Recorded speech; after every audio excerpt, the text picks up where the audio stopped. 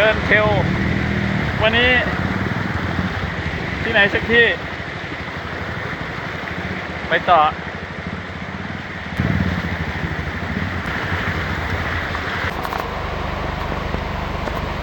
หาทางออกต่อ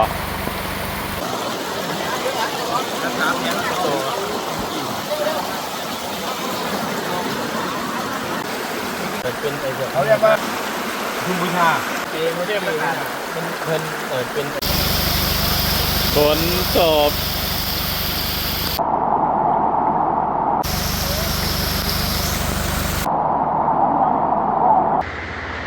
ตก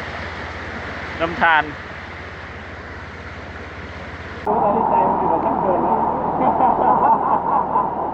หาทางออกต่อไปเลยครับฝน